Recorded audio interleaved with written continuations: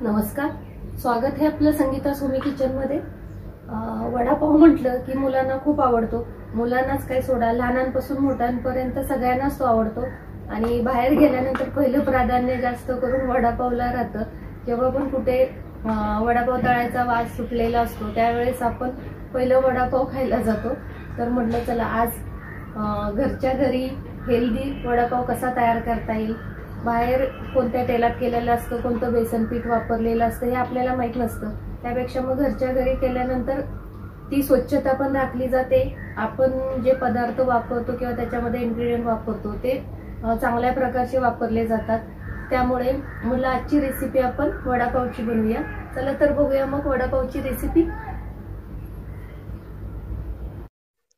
बघा कसला भारी दिसतोय ना वडापाव, एकदम मस्त आणि एकदम टेस्टी असा झालेला आहे।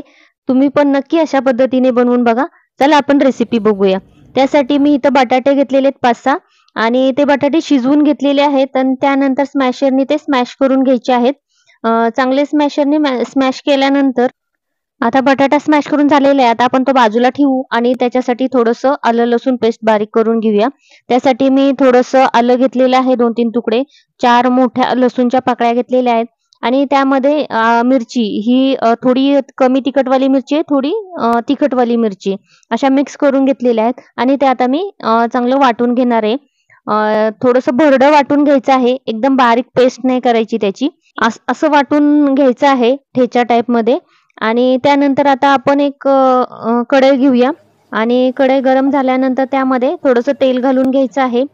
तेल थोडं गरम होऊन द्यायचंय आणि त्यानंतर मग त्यावरती आपण जी पेस्ट केली होती मिरचीची आणि याची, ती आपण त्यावरती घालून घ्यायची आहे आणि थोडंसं भाजून घ्यायचं आहे त्या तेलावरती। आणि ते थोडं भाजत आलं की त्यानंतर आपण चवीनुसार मीठ ऍड करून घ्यायचं आहे।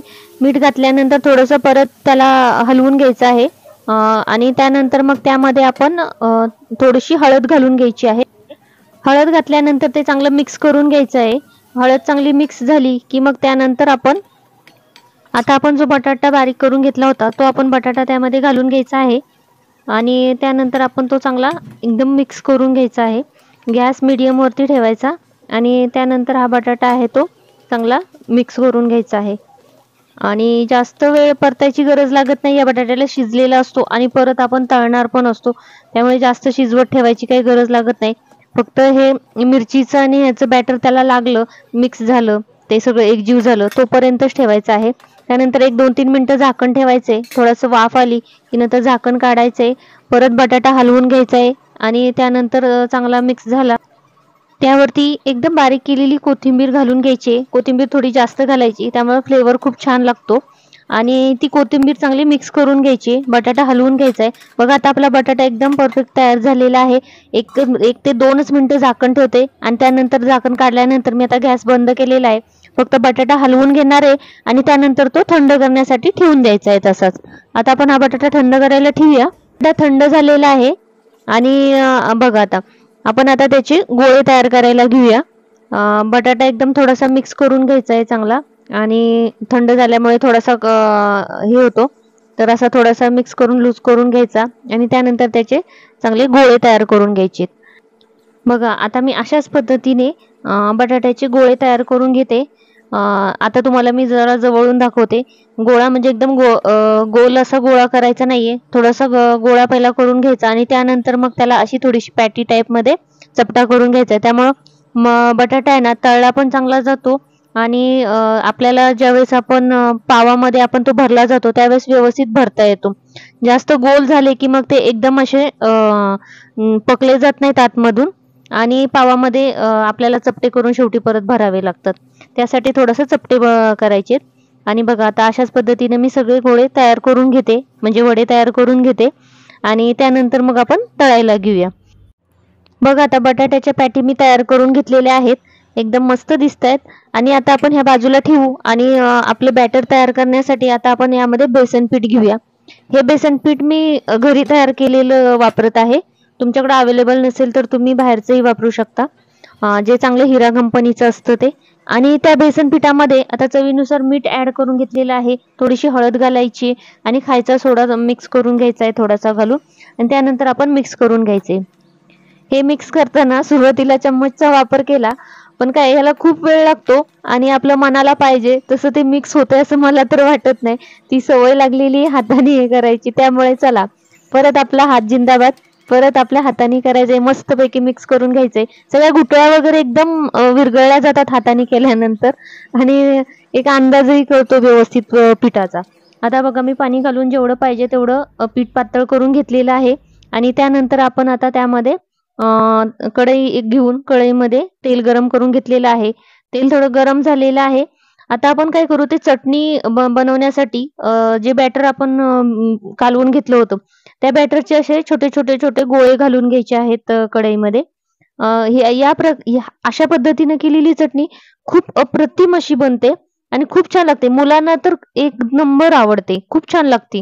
तर काय पहिलं त्याचं बॅटर घालून घ्यायचंय. यामध्ये आपण मीठ ऑलरेडी घातलेलंच आहे. आता बघा हे एकदम खरपूस रंगापर्यंत चांगलं भाजून घ्यायचं आहे आणि एका डिश मध्ये काढून घ्यायची आणि त्यानंतर मग ती थंड करायची ही बुंदी जी आपण काढलेली आहे ती तळून आणि एका प्लेटमध्ये थंड करायला ठेवायची. ही गरम गरम जर बारीक करायला घेतली, चटणी करायला घेतली ना, तर ते मग तेल सोडतं सगळं. त्यामुळे पूर्णपणे थंड झाली ना की त्यानंतर मग आपण त्याची चटणी बनवायला घेऊया. तोपर्यंत आता आपण परत थोडेसे त्यामध्ये अशीच हे पिठाचं घालून घेऊया, बुंदी तयार करून घेऊया आणि तीही अशी चांगली खरपूस मस्तपैकी तळून घ्यायची. एकदम सॉफ्ट ठेवायची नाही, सॉफ्ट ठेवली तर मग चटणी बिघडली जाते. चांगली कुरकुरीत अशी मस्त तळून घ्यायची एकदम सोनेरी रंगापर्यंत. बघा आता आपले ते चटणीचं हे काय म्हणतात बुंदी आपण तळून घेतलेली आहे आणि आता आपण या बॅटरमध्ये एक एक वडा टाकून तळायला घेऊया. आता बघा मी 3 वडे घातलेले आहेत तळायला आणि मीडियम गॅसवरती आपण आता ते तळून घेऊया आणि त्यामध्ये पण ते छोटे छोटे बुंदी पडती ना, म्हणजे एक्स्ट्राचे पीठ पडतं, तर तेही आपण बाजूला काढून थंड करून घ्यायचं आहे. त्याचाच वापर आपण चटणीसाठी करायचा आहे. आता मी सुरुवातीला घेतले कारण की मुलांना जास्त लागतं, त्यामुळे सुरुवातीलाच काढून घेते चटणीसाठी आणि आता आपण ते थंड करायला ठेवलेले. आता आपले वडे चांगले सोनेरी रंगापर्यंत भाजत आलेले आहेत. आता हा भाजल्यानंतर हे वडे चांगले मस्त भाजलेले आहेत एकदम सोनेरी पर्यंत.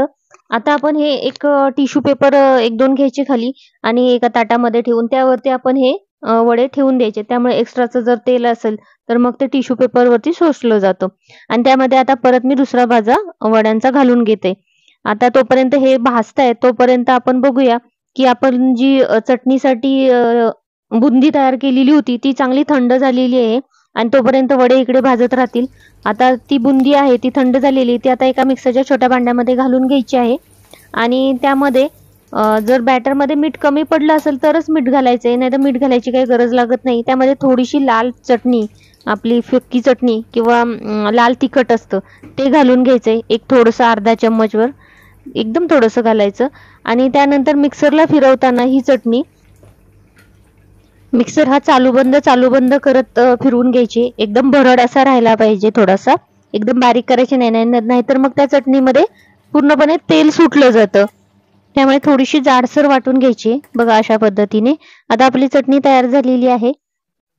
आता आपण जे वडे तळायला टाकलेले होते ते आता आपण एक एक काढून घेणार आहे आणि टिश्यू पेपर वरती ठेवलेले आहे, त्यामुळे जे एक्स्ट्राचं तेल असेल ते टिश्यू पेपरला शोषलं जाईल.